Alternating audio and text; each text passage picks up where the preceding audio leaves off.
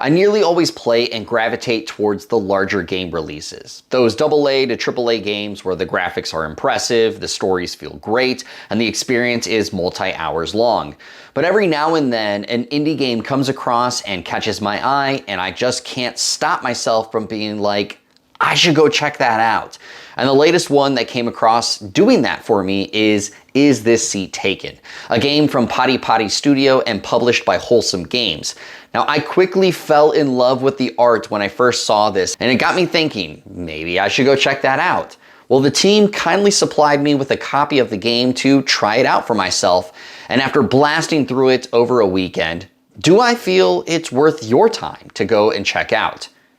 Easily to say, very much so, but a few caveats need to be kept in mind. Is This Seat Taken is the first title coming from Padi Padi, a duo developer team that previously contributed to popular titles like You Suck at Parking and Scrabble Go.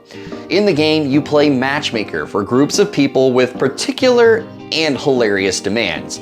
Some might want to be by a certain individual, others want to avoid certain spots or people or smells, and they can be very picky if I'm being honest. Finding the perfect spot for each of them is the goal, and to unlock new levels in this cozy game and silly experience, you need to satisfy their demands. Now there's 27 levels across 5 chapters, or cities as they call it, with a bonus level for each chapter. Now there's always multiple puzzles for each level that you need to solve before you can advance, and each of them increases in complexity as you go.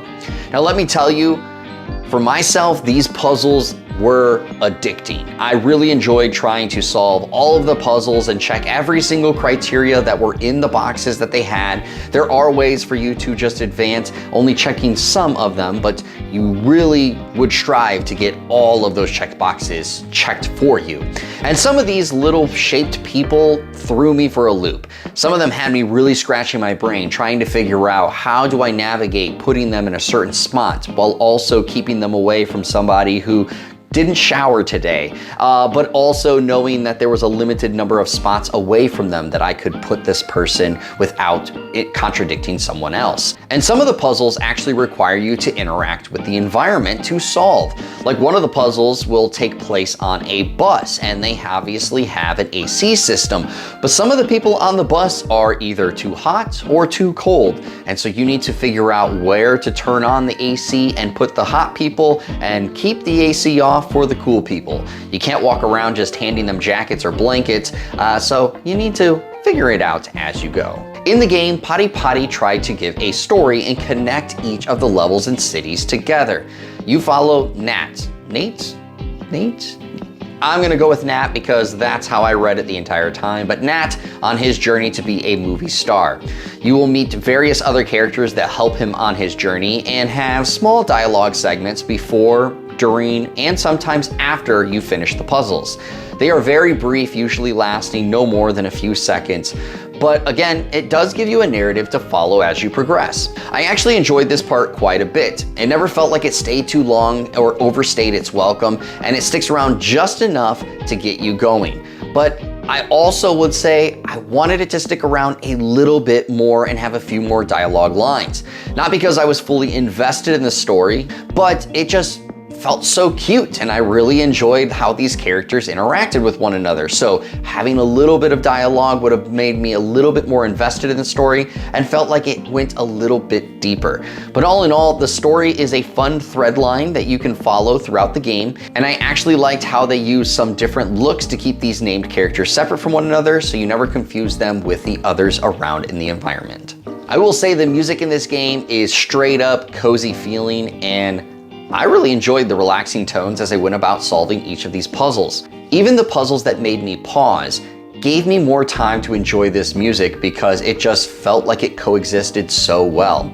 Now, I'm not entirely sure who did the music on this. I would say it looks like it is Rupert Cole, but if it was not, or even if it was, they did a great job on this.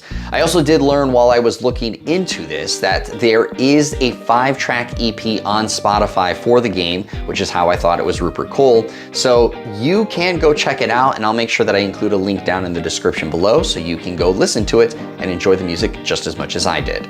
Now the game is short, and I think that's great for what this game is. It takes around 5 hours to beat, and you can get all the achievements for this game in that same time frame. Now my playthrough says it was about 8 hours, but that's because I was playing it while doing other things. So sometimes the game just sat idle for a while I went and did laundry or helped my wife out with something. And I'm sure you could actually beat this game in under 5 hours if you really wanted to, but I also think that it is totally fine for the length of this game. There's no time limit on any of the puzzles, so you don't have to feel rushed to solve any of them, and I feel that really leans into the cozy feeling I felt as I played this entire game. I could see some people wanting a challenge though, and either adding a time limit or even a move limit, because you can rearrange the people the abundance amount of times that you may need. So that could be something that Padi Padi wants to introduce in the future for those that wanted a little bit more of a challenge. But for this game, I don't think it's necessary. I think it's great the way it is. And especially at $10, it's a great value. That's $10 on Steam as well as on Nintendo Switch. And I think you're gonna have a lot of fun with it. I would love for them to do another update at some point that adds some extra levels, even if it's just a DLC that costs a few extra dollars, or do a complete sequel with it. Because again, it was just so fun to play this, and I just really love the simplistic but cute art style, and again, the music. All of that mixed together was such a great time. Now, is this Seat Taken going to blow you away? I don't think so, and I don't think it's gonna be your game of the year by any measure after you play this. But I do think if and when you go and play this, you're gonna have a great time, a very fun experience, and I think you're gonna be glad that you even tried it out. So for myself, I'm giving Is This Seat Taken an 8 out of 10. Now let me know if you checked out this game already in the comments, or what's an indie game that released this year you think I should check out, because as I said before, I'm always down to add some more games to my wish list, like I did today, because today was Gamescom and I couldn't help myself. But with that all said, I'm gonna have a list to this game's Steam page as well as that Spotify link down in the description below for you to check out. Thank you so much for tuning into this video. If you've made it this far, give this video a thumbs up. It really is appreciated. And if you're also this far, why don't you hit the subscribe button? I think the owner of this YouTube channel would really appreciate it. I'm not quite sure how I know that, but I think I do.